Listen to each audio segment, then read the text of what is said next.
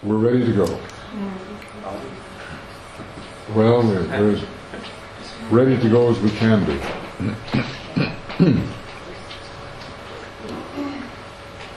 Shall I continue? Yeah, just one second. Just want to give everybody a chance to settle down. Okay, here we go. This thought must be borne in mind if the dangers of the left-hand path are to be avoided.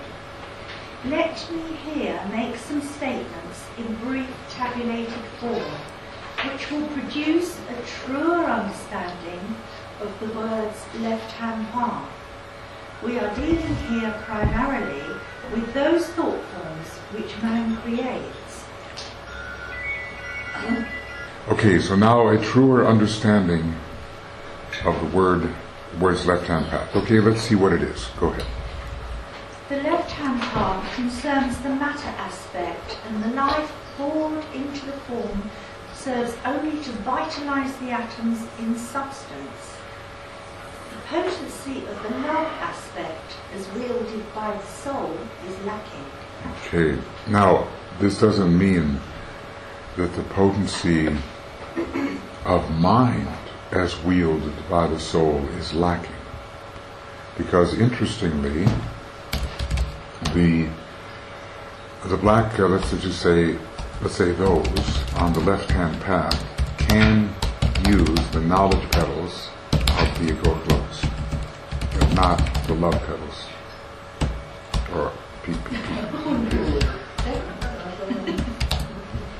Okay, so the atoms are vitalized. Okay, all right. The form created is constituted of mental matter, of astral matter, and of physical substance. It lacks the soul contribution. Its purpose is in line with the development of form, but not in line with soul expression. So what is a purpose in line with the development of form? Soulless forms. Selfish thought. Right. I was thinking about forms which have everything except soul. I was thinking about clones. Soul, robotic forms. Things that can do all manner of things, but don't have the consciousness within them. So basically,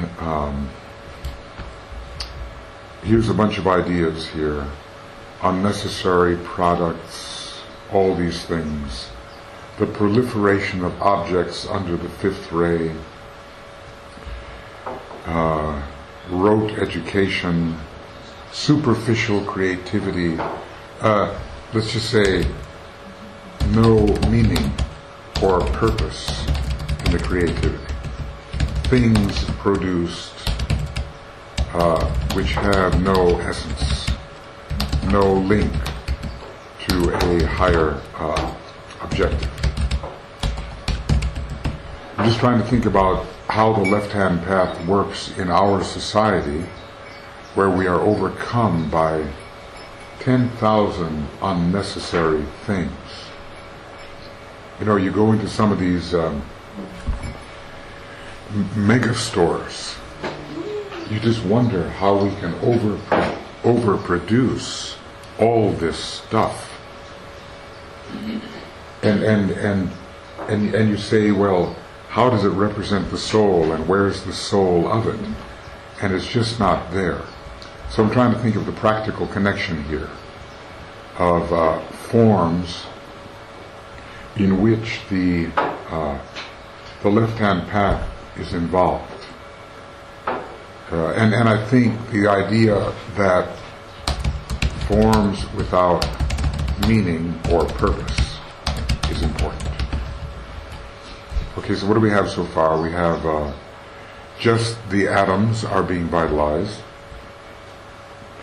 and then forms of mental matter, astral and physical, are being prepared, but they don't serve.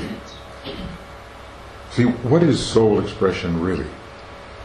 It's always about the welfare of the group and the advancement of the making consciousness more sensitive.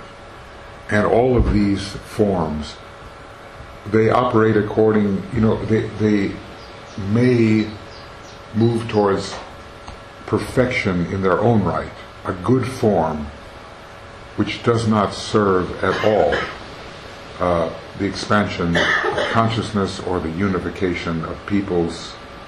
It's just in its own right a form.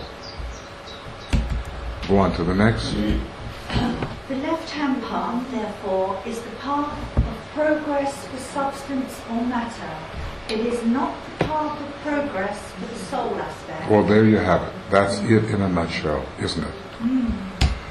There's so many wonderful, interesting forms that serve no soul's purpose. And you can begin to do this by, you can say, what are the unnecessary things in my life? Do you have any? Okay,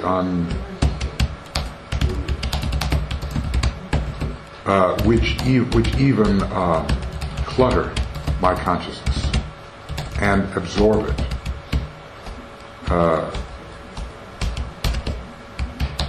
And cloud it.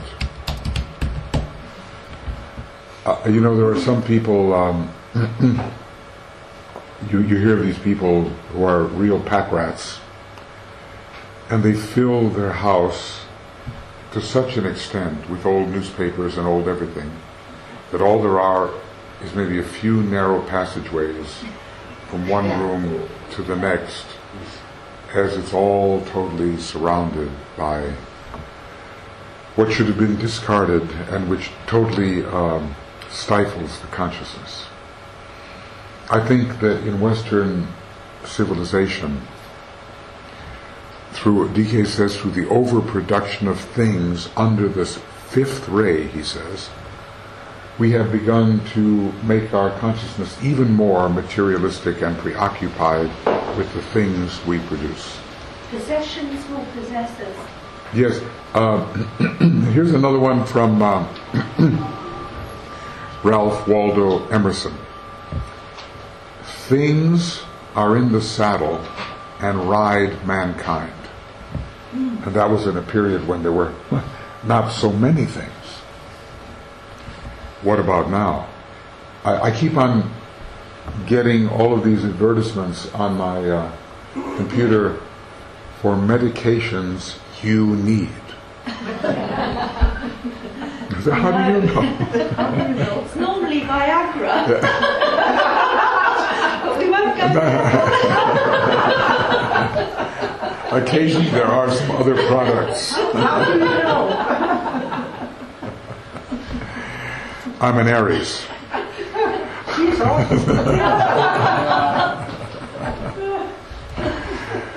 Okay. Go ahead. It is the way of the Holy Ghost, but not the way of the Son of God. I express this truth in these words as it serves peculiarly to make the distinction clear and yet preserves the integrity of substance, matter, and their unity within the one life. So he doesn't he doesn't seek to isolate matter and form, but to indicate rather proper use. Because in the Aquarian age, this is the word that spiritual materialism, this is not exactly what I mean. I mean something else. I mean spiritualized materialism. That's what I mean. I don't understand that. Can you? It means, I really don't understand the way of the Holy Ghost or the way of the Son of well, God. What because do you mean by that? it's the Brahma aspect. The human being is the spiritualized material. Oh, I see. Okay. The idea is, in Aquarius, we learn how to treat matter spiritually, as if it is a part of spirit, which it is. But materialism is a completely different thing because it divorces matter form from soul spirit. And DK doesn't want that divorce. He wants the two things united. So do not divorce matter form from soul spirit. In other words, when the materialist looks at something, he just sees the thing. When the true Aquarian mentality looks at something, we see, in HPB's words, a spirit at its lowest point of manifestation. So there's a union of spirit and matter. And that will be very different from otherworldliness of the Piscean era. In other words, the world's bad, heaven's good. But now, heaven on earth is the seventh ray Aquarian way. So God, as Brahma, as the Holy Spirit, is in matter. What does it say? The Spirit of God, Holy Spirit, moved upon the face of the waters of matter. So we have to learn how to bring the third ray back into the field of influence of the second ray. Matter has to be brought back into its relationship to consciousness. And that is a very different approach. All forms created at every stage are either confined to the left-hand path or embrace it and yet go beyond it and follow the right-hand way.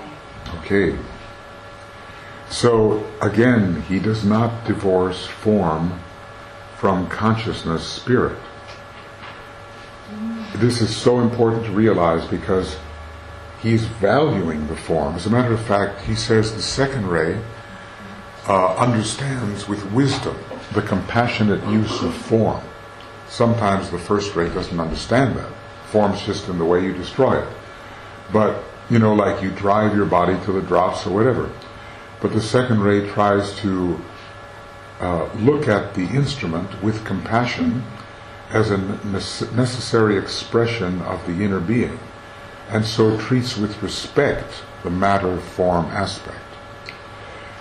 Here, something I said here which I think may bear. There are forms which have no connection with, let's call it, divine archetypes, and forms which are directly connected to archetypes. And the truly spiritualized form is one that reflects an inner divine intention and is an outer expression of that divine intention. That's a purposeful expression of an archetypal form. And that's a form that is not confined to the left-hand path. It serves the right-hand path. But the forms that have no connection with what God intends, those forms serve the left-hand path. All kinds of abominations. Let's go back to the secret doctrine. Before the solar angels came, some of the lower spirits tried to create man. You know the story. They tried to create man out of the remnants of the forms, astral forms at the time, from the previous round. And what they created, because there was no light in their creation, was abominations. Forms which were monstrous forms. The bodies of this animal, the head of another, a man-like form with the head of an animal. All those kinds of things were created. They were severed from the archetypal intention. Therefore, they were left-hand path forms. They had no divine infusion. They had no connection with the power of spirit. They were just literally thrown together unintelligently. those are left-hand path forms. I'm thinking about the light of interplay. Yes? So, because all these forms have no soul. So there are no interplay between the form and the soul, or the soul in the form. Good point. The form. No light of interplay. No soul-to-soul connection. It's like the musical chords with the verbal, they're just going downwards in multiplication of forms. Right, and no connection with the divine. Well, we have lots of forms that serve no useful purpose. They're just the product of the overactive, creative imagination. That's not to say that fantasy is bad, because you can create certain fantastic forms which somehow nourish the consciousness. Just like at a masquerade party, or when you dress up, or you do something odd, but it does something for the consciousness. But we have many forms that just are extra, superfluous, useless, etc. We also have evil forms, not just useless and idle, but even evil. Forms which pervert divine intention. And it's probably not good to speculate about such things, but there are objects that are made that have real evil intent. Landmines. Well, yeah. If you think about it, there are these phosphorus bombs. There are the latest in weaponry that kills all the people but leaves the building standing. Hey, where's our values? They're only people, but the buildings, okay. So there are black magical forms, things that turn things upside down. Those are definitely left-hand path forms. But you could take an idle form, and if you found a way to make it useful, you could pull it off the left-hand path. So, let's see, what did we just looked at? All forms created at every stage are either confined to the left-hand path or embrace it, which is so interesting.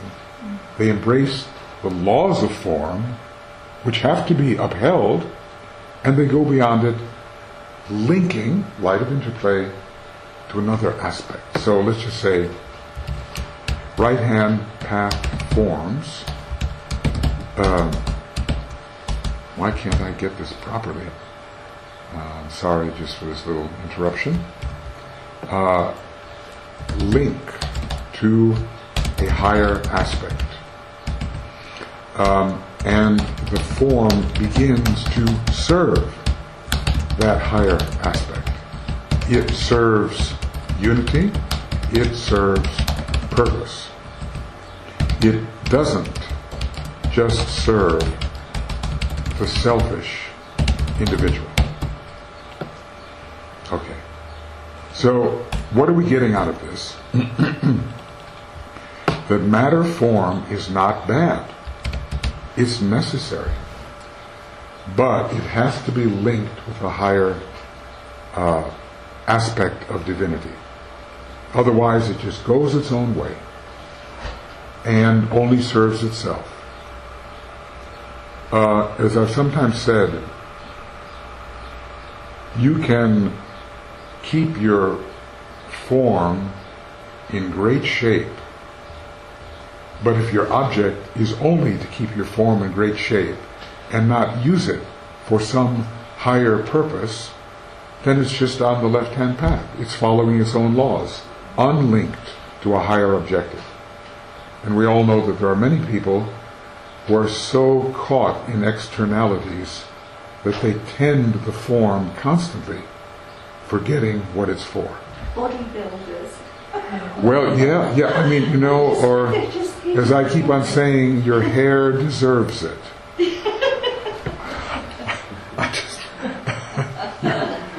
Yeah, my hair deserves it. Okay. That's one step farther than you deserve it. Because Okay. This sentence provides food for thought, and its meaning is difficult to gather. It should be borne in mind that all forms, whether they follow the right or left-hand way, are alike up to a certain point. Okay. I'm just going to try to explain it further. Go ahead. They travel the same progressive stages, and at one time in their career they appear uniform and alike. Only when their purpose appears does the distinction become apparent, and hence the training of the aspirant in right motive as a preparatory step to true occult work. Okay, so what we say, right motive will connect with true purpose. And wrong motive, now we're back to Rule 7. A choice confronts the one who meditates, right? We're choosing whether let the magician set his form upon the proper path. It's so easy to just set a form upon the path of form. But the proper path means that the form is subsumed in a higher purpose. The form, I'll just say, true purpose on the right-hand path, the form is subsumed in a higher purpose. Think about the forms you use in your life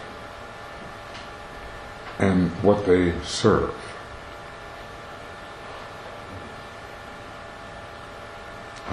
Does this relate to what we discussed earlier today about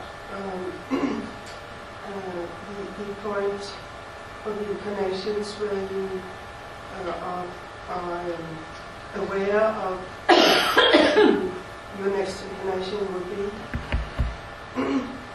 Okay, I think you can find a connection there. It's a question of consciousness at that point. Do you have enough consciousness to be able to see into the purpose of the forthcoming incarnation? Can you relate it to past and future? So purpose is involved, I think, in that choice too. But this is something that goes on right in the middle of life, in our everyday life. I'm trying to think about two cars. I'll use a funny analogy. One car is a red Lamborghini, which maybe goes 300 miles an hour and is owned by a 50-year-old man who wants to be 25. There are some. The other is a school bus that maybe takes handicapped children or kids to school every day. They're both vehicles. They both have a motor. They both have an engine. They both run by gasoline. Their purposes are entirely different. I can't say you can't get a red Lamborghini onto the right-hand path. You probably could, somehow. But this vehicle of a conveyance, a vehicle for good, to serve the light in some way, is quite different from a vehicle that serves only the ego. They're both vehicles. They're both the same. They're both on the path of form. But their purpose is entirely different. And I think, of course, if the right purpose comes along, it could take a form apparently on the left-hand path, and it could redeem it. Suppose you take the most hideous object on the left-hand path, and you haul it off to a museum, and you write about how it came to be as a cautionary lesson. You talk about the harm it's done, and you use it to educate people so that they see what evil is. You've immediately taken a form from the left-hand path and somehow you've connected it with a higher purpose. You can do that. But I think this is a very interesting kind of idea here about discriminating between forms that serve only form and forms that serve something higher. You also have the example of a computer. Is Okay. it running solar fire or not? Or some other program. Yeah, solar fire is the best when it works. Anyway, DK said it was not easy for us to understand this, but I think we're trying to understand it.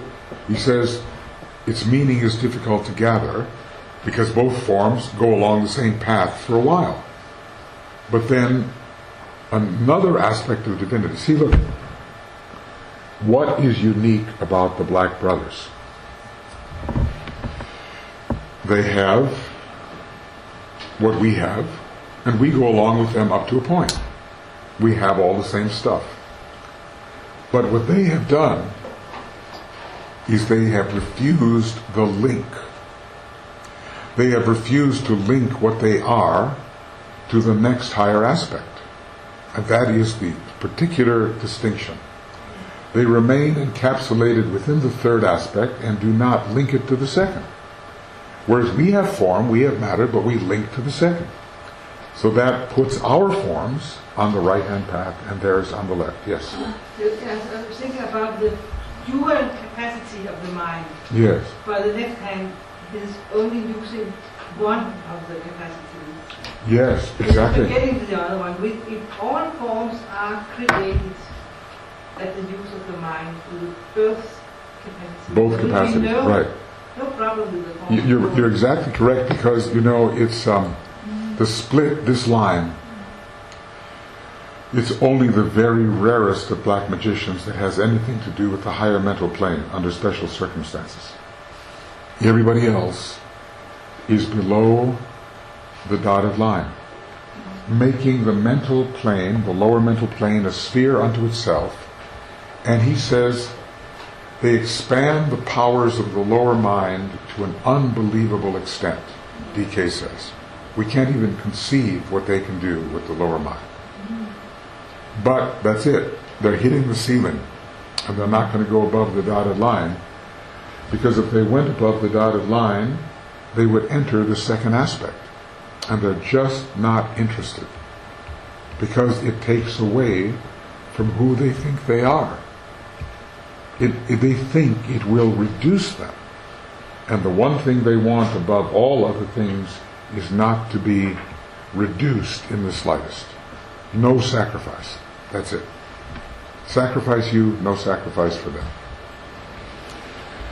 Okay, so that is interesting.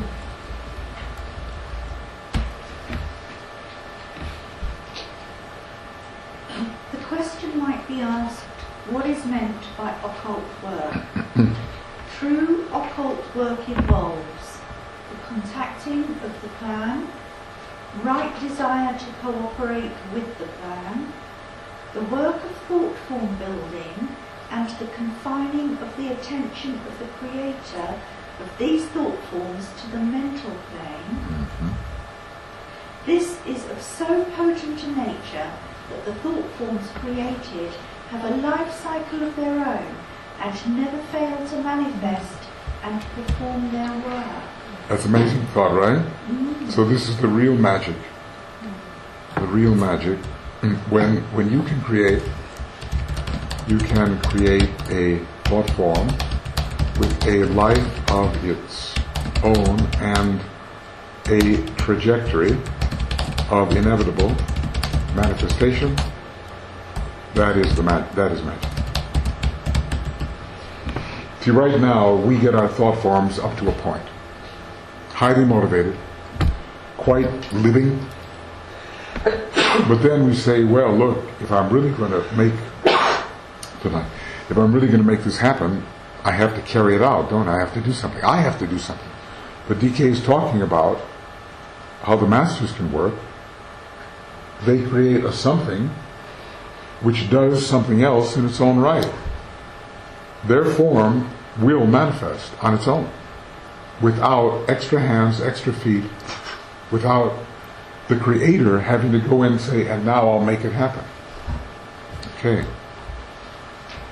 All right, the true occult work involves contacting the plan. And last night I discussed at least what the plan appears to be at this particular stage. If you can't desire to carry out what you've contacted, it's no good, so you have to desire to cooperate with the plan. Then you have to build the thoughts which are cooperating with the plan, and then number 4. The direction of the thought form from the mental plane and the confining of the attention to that specific enterprise, knowing that right thought and right orientation lead to correct functioning and the sure avoidance of the left-hand path. Okay. Let the magician set his form upon the proper path. Let's see. Sorry.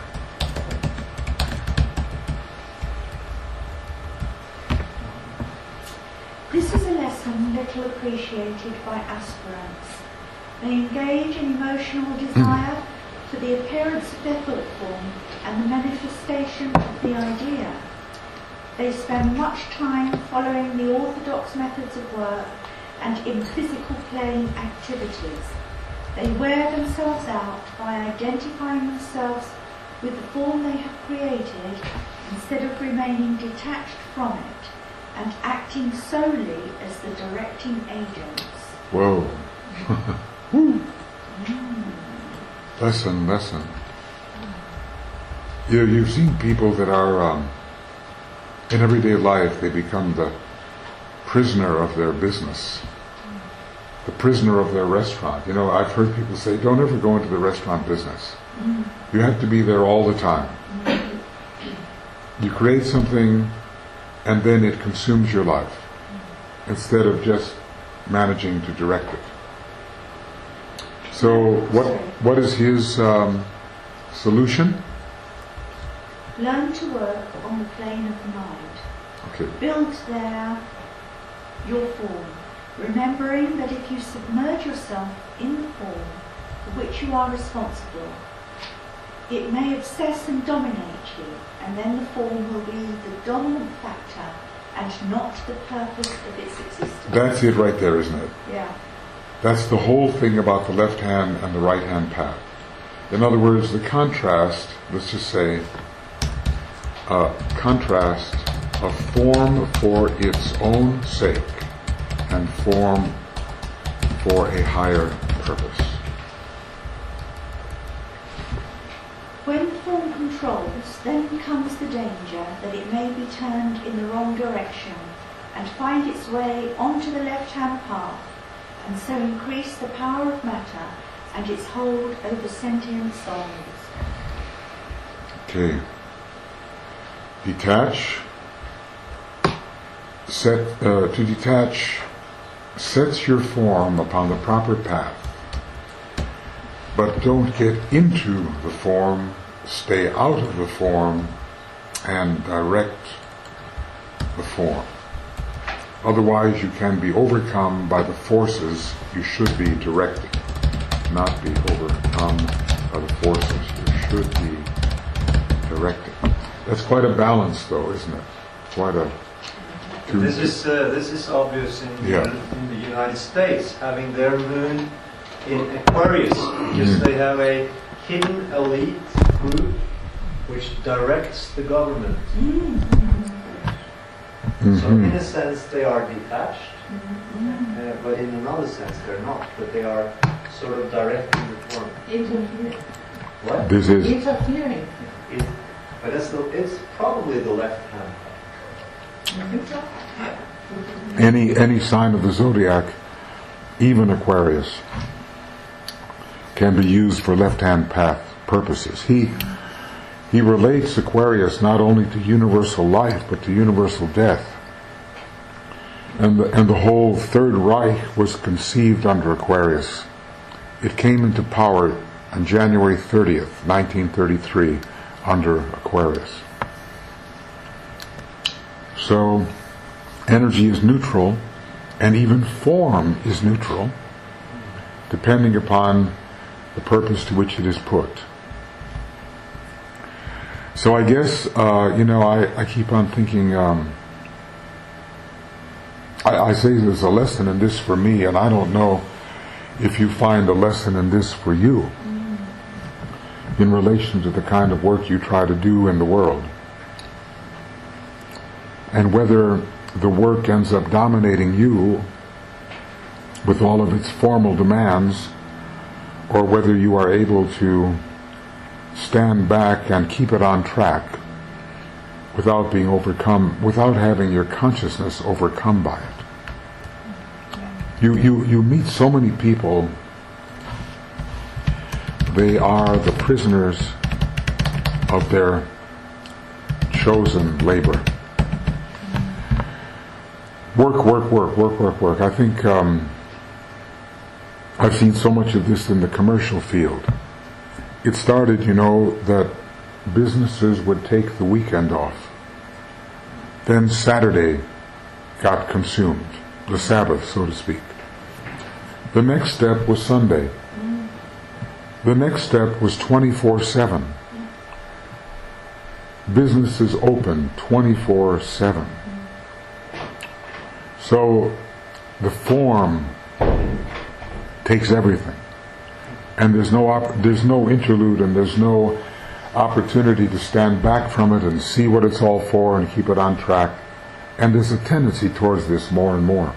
I think it's even more because you're online all the time. You buy your telephone, your network, And you can buy all the hours of the day and night. It's hideous, isn't it? you're plugged in.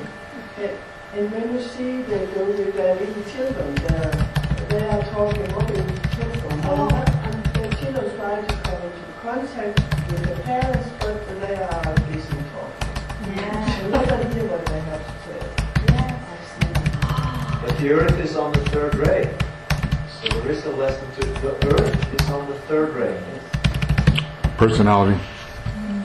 See, it just hit me here that we've got quite a contrast between the third ray and the seventh.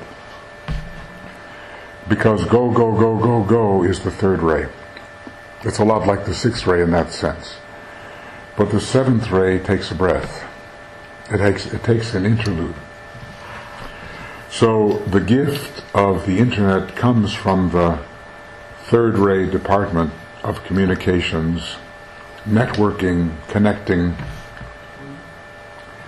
But we become obsessed by the activity, and we don't subject our life to interlude. And without the interlude, there's no chance to rest and rebuild. I feel like I'm talking to myself. But we have lost that. I started as a flexibility. Yes, it started so, yeah. Well, we're going to have to make some decisions. Some people decide that they cannot be forever responsive. They must become responsive at interludes. I ask you, if you want to talk to the master, can you get his ear at any time you want? Well, maybe there are certain high conditions where it might be possible because you will be trusted not to misuse. But DK doesn't say, look, I'm always there. I will answer any meditation at any time. He says, no, 12 hours before every full moon, I will make myself available. That's a very cyclic, rhythmic thing. So somehow we have to so order our life that we do appropriate things at appropriate times and thereby decrease the friction, the wear and tear, and that kind of mad maya that comes from ongoing action all the time. This will be the gift of the seventh ray age. to really organize the breath, the life, rhythmically. I think when Gemini and the seventh ray are combined, you could do this. By the way, there was an individual, maybe more, in DK's group who had the sun in Gemini and a seventh ray personality. Because normally you would think they don't go together. You know, look at the planets ruling Gemini. What is it? My experience is that the universe in Gemini is going wonderful. Our universe actually ascending Gemini. Yes.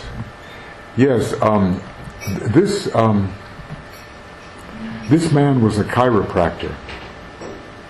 And, the old theory was that if you were going to have a personality ray connected with a sign, that ray would have to connect either with the rays that come through the sign or the planetary rays. Somehow there had to be a connection. But DK has just demonstrated that it's not so. The sun sign is connected with the personality ray, but not by the normal things you would expect. Also, there were Gemini people, sun in Gemini, with first-rate personalities. How is that happening? The hierarchical ruler of Earth and its monadic aspect? I mean, it's very far-fetched. So I learned that you can have unusual combinations of personality rays and sun signs beyond what is normally predicted. And that was an eye-opener to me. It removed me from that theoretical trap. Oh, it must be this way, when in fact it wasn't. So that's where empiricism comes in. Theory tells you it should be this way, and the actual testing of the case shows you it often isn't. And that's why the ray chart really is different from the astrological chart. There are connections, no question about it.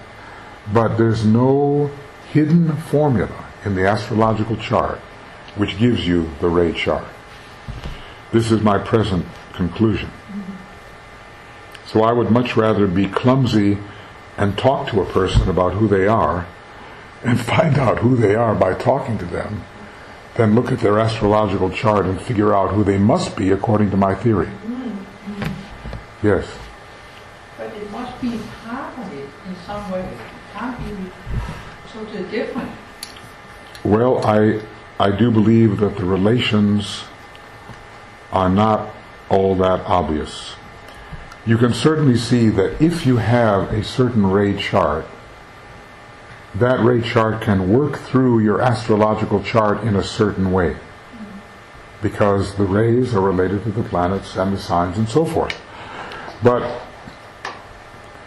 I'll just bet that you can get identical twins with different rays who have virtually the same astrological chart. They have a long history in back of them. They've come from different paths. They're just crossing now. And they bring that whole history with them. A different soul ray, maybe even different personality rays. And here's that chart, which is the same, which is giving them more or less the same environment, the same timing. They walk together in some way. See, these things have to be discovered empirically. We have 500 years, maybe 1,000 years of testing things ahead of us, where we can actually examine psychically with scientific accuracy the previous incarnations of an individual and their exact charts, and know their rays in those lives and their rays in these lives. Then clarity will come. There's something that occurs to me, because twins, they have the same horoscope. More or less, often. But they have often different names. And they have another numerological chart. Sure, they have that. I've seen twins were totally different. And that is interesting, and of course to try to find out how that works. Also, they have different degrees. And each degree is its own unit of quality. So it's in the study of in astrology they love to do twin studies. It's such a rich area in trying to find out what are the potentials of astrology and what are the limitations of astrology. But all I can say is twin A has this causal body and twin B has that causal body. And the way the causal bodies interact with the time of birth is of the utmost importance. Because I can be a high soul, middle soul, low soul, have more or less the same astrological chart, and I will bring out of it different potentials, different rulers, different interplays. So it's best not to make astrology do everything. There are other things that it cannot yet measure until the astrology of the soul is actually a science. It's what you do with your potentialities, really, isn't it? Yes, yes. Here's this bundle of energies. And here's who I am. And what do I make out of this? I believe, yes. Could there be a connection if we are coming down in groups? I presume with a certain purpose. Over a long period of time, even. Yes. Yes. And then we are bringing out, our solar engine is bringing out those energy needed in order to do that task. Well, I wouldn't even feel safe to answer such a question unless I knew a lot more about the science of cycles. There's all these little ray cycles operating all the time, and DK has only given us the most basic outline of them. So that's why he says, if you master the science of cycles, you have all knowledge. What a fascinating area for future research. All we can do now is say, it could be this, it could be that. Surely there is a relation. But sometimes the ray chart is really, really different from the astrological chart. I'll give you a case of my own daughter, who has the same astrological chart as Bismarck, or as some of these really heavy first-ray types. Sun in Aries, Leo rising, Capricorn moon. The ray chart is completely different from the chart. But the potentials from the chart reinforce the ray chart, and the ray chart blends with the astrological chart. And you get a combination of energies. What I would suggest doing, and I think it's very illuminating, is to take the Tibetan's book, The Destiny of the Nations, and see how he analyzes a country. I've said this before. Maybe we should do it sometime. It's fascinating. Because the rays are treated as the rays, and the astrology is treated as the astrology, and the rays that come from the astrology are treated as the rays that come from the astrology, and not as the rays that come from the ray chart. And all of these things are operating together. And you don't make one be the other and the other be the one. They are parallel systems that are interactive, and they all point to different possibilities, either contradicting each other or reinforcing each other. Britain, France, Germany, Russia, America, those are the ones that are analyzed in a meticulous manner. And wow, when you see how he handles the rays over here and how he handles the rays which come from the astrology over here, they all point to different things, and they are all happening at the same time. So I would rather be, but for myself anyway, I never want to make a system, I never want to superimpose a system on reality. I want reality to speak to me, and refine the system I'm hypothesizing, but I never want to say like this. It's got to be this way. The worst examples of this, and the most primitive, which none of us would ever do, is some of the theorists who say, you've got Scorpio rising. You're a fourth ray soul. Now that seems like nonsense to us, but it doesn't seem like nonsense to the people who are in the very beginning of imposing a system on reality. So there's crude ways of doing it, and there's sophisticated ways of doing it. But an imposition is an imposition. And reality might have something other to say. Off the soapbox. Okay. Go ahead. It might be briefly added that anything that tends to increase the power of matter and add to the potent energy of form substance produces a tendency to the left-hand path and a gradual attraction away from the plan and the purpose which it veils and hides. So this is about materialism, and I like to think, I said here, materialism is misperception based upon an obtuse consciousness. So materialism is a unique form of blindness.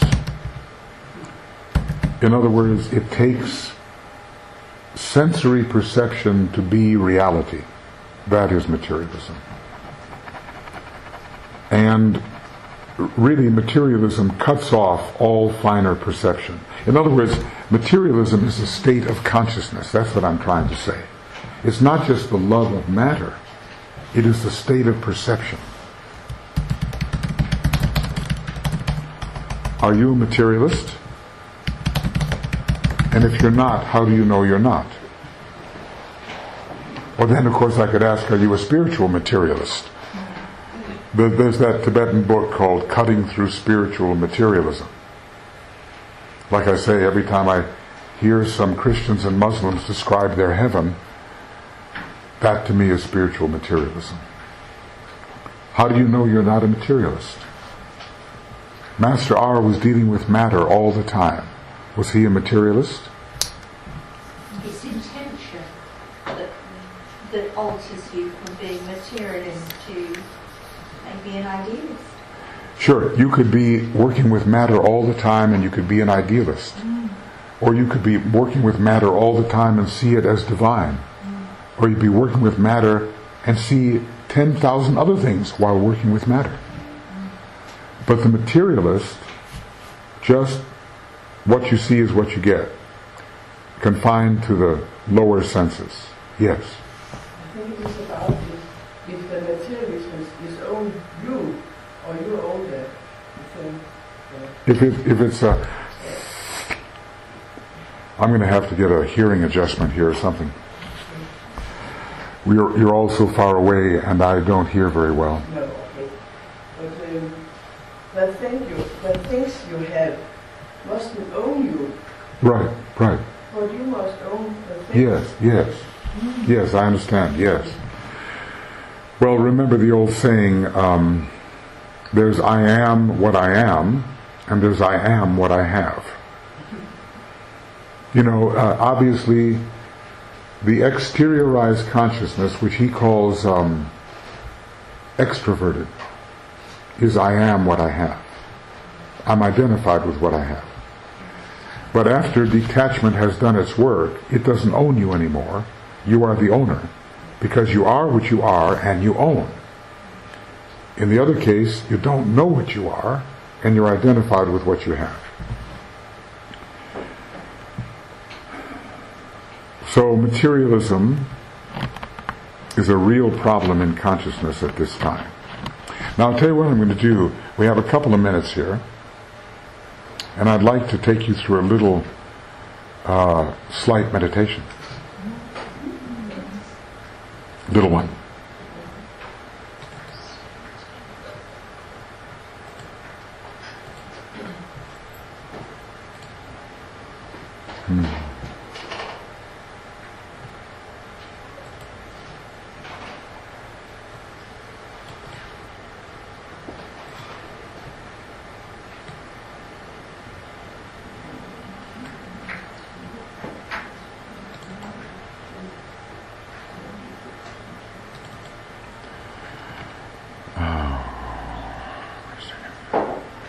This is day 4.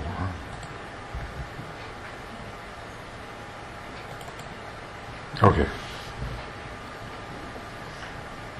Let's just have a little meditation on this.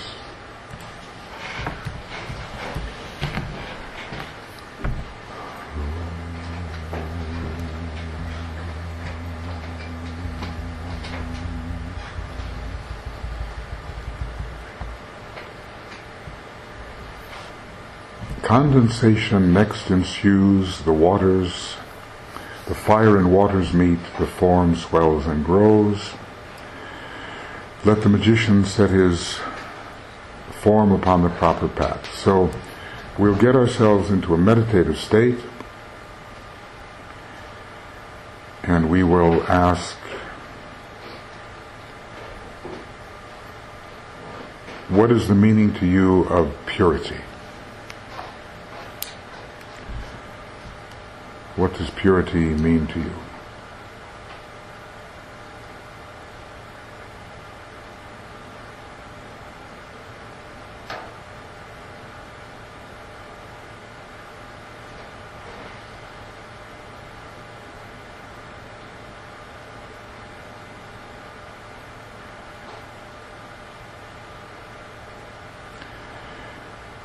What is the meaning of the thought, impurity is largely a question of motive?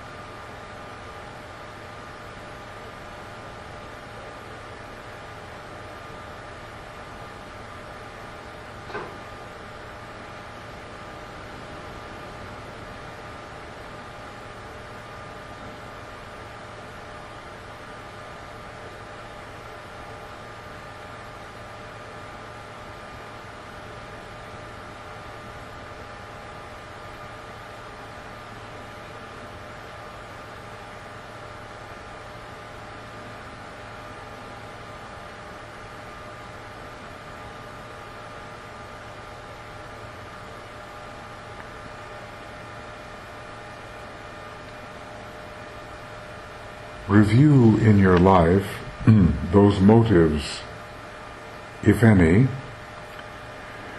which may be based on some form of selfishness. Are there any?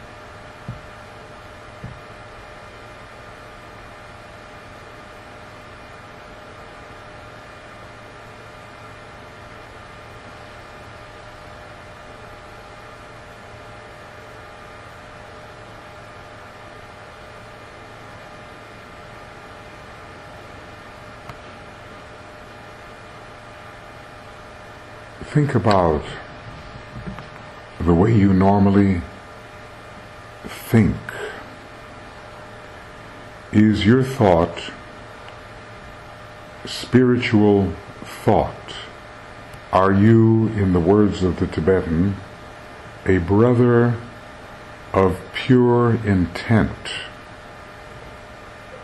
Do you think spiritually, and are you a brother of pure intent, offsetting the work of many other more personal thinkers?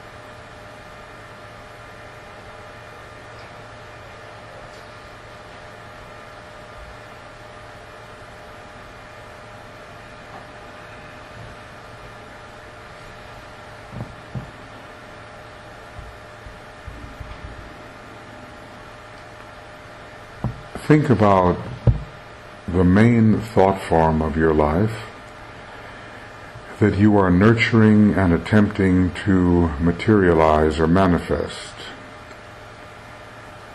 Examine what is the true motive behind this thought form that you are attempting to materialize.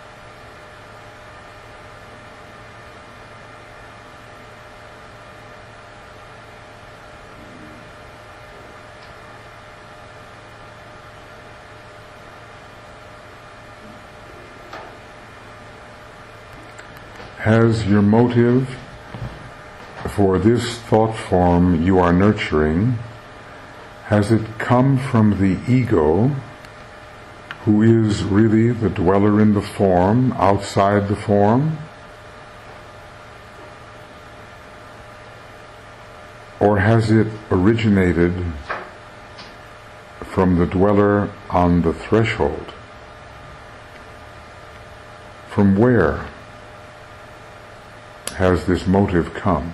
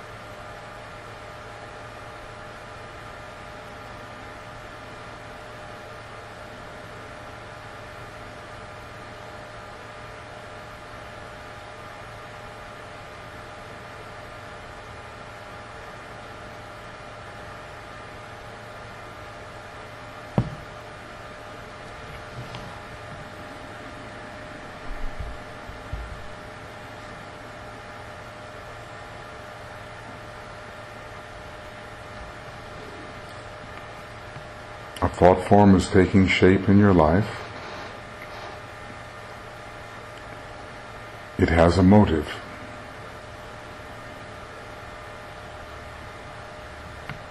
The motive, if pure, will come from the solar angel.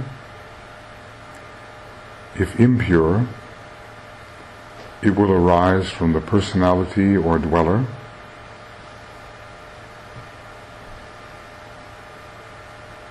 If your motive is pure,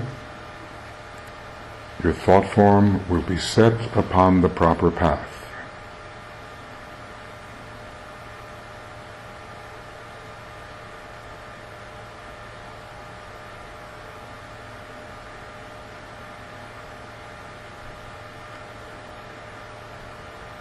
And your thought form will be some small aspect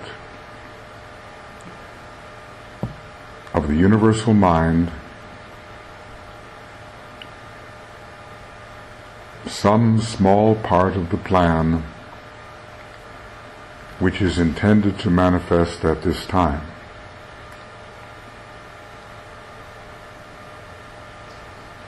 Think for a moment of the plan the revelation of love, the illumination of the mind, the evocation of the will,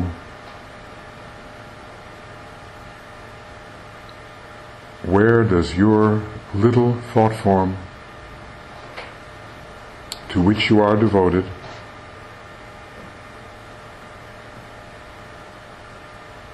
where does it fit in that which is trying to happen?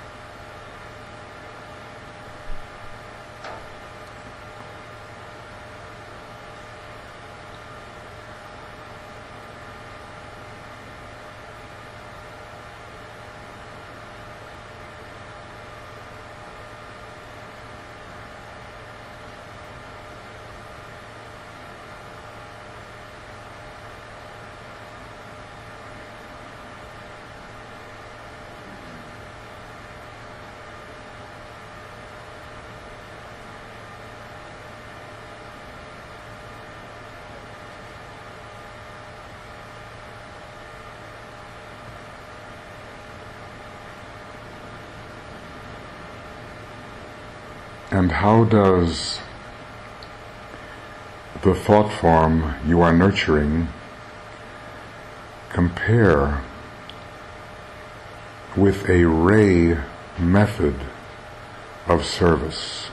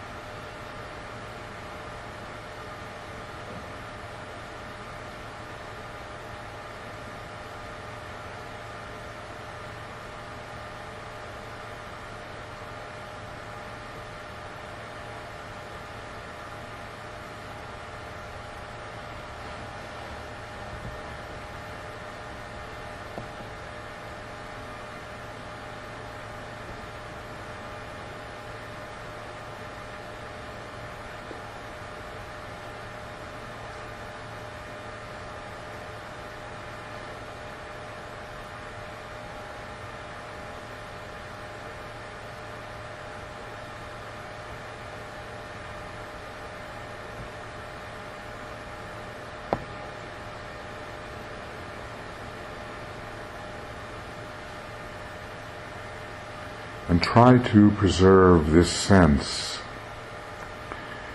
that that which you are building in your mind and attempting to manifest is indeed a tiny aspect of the plan, reflecting the archetypes in the universal mind.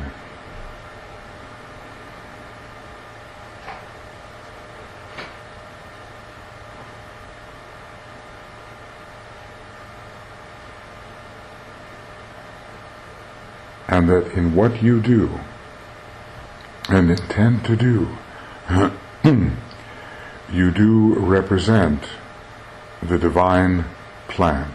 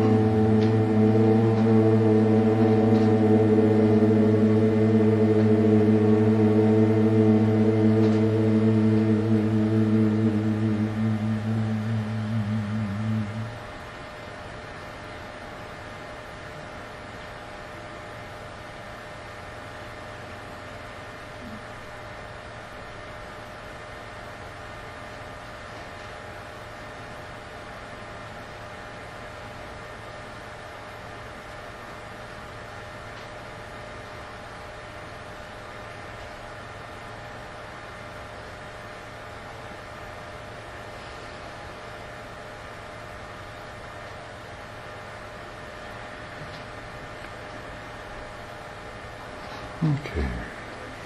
We will continue along these lines. I guess my goal here is to see everybody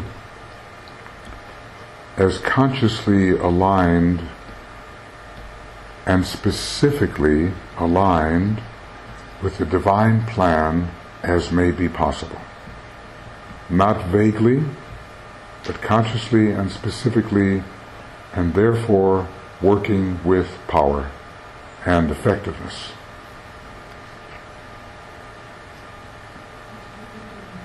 So the potency of the world group can increase, one step at a time. Okay, we'll come back at 2 o'clock.